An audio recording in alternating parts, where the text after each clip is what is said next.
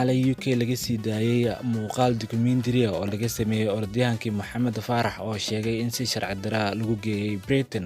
Documentary-gan oo loogu magac daray The Real Mohamed ayaa horyaalka ciyaaraha Olombikada ku sharxay qaabkii ay noloshiisa ahayd markii uu tagay Britain oo uu sheegay inuu shaqaale guri laga dhigay.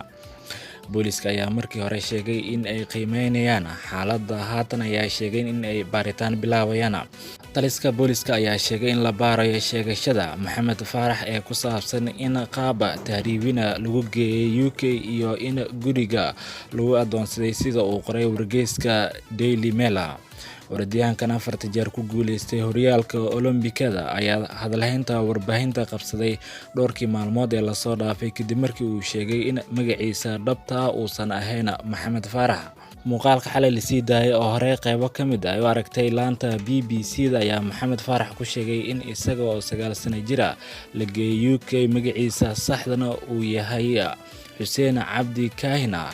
Saraakiisha booliska ayaa xaqiijiyeen in koox khubaro ah oo booliska ka tirsan ay fureen baaritaan.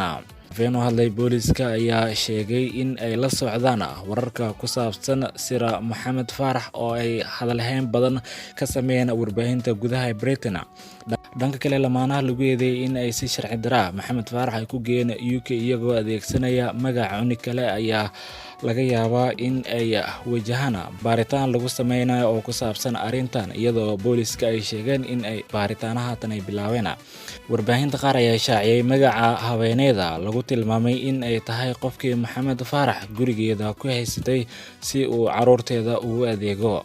Marka uu Mohamed Farah sheegay in guriga looga adeegsan jiray ay BBC-da documentary ka duubaysay la xiriireen haweeneyda, balse diyaar uma aysan qan in ay hadasho. Nin uu Mohamed Farah hore ugu tilmaami jiray inuu yahay aabihiis ayaa sidoo kale ah la taliyaha dhanka IT-da ayaa hadda beeniyay in uu aabihiis yahay.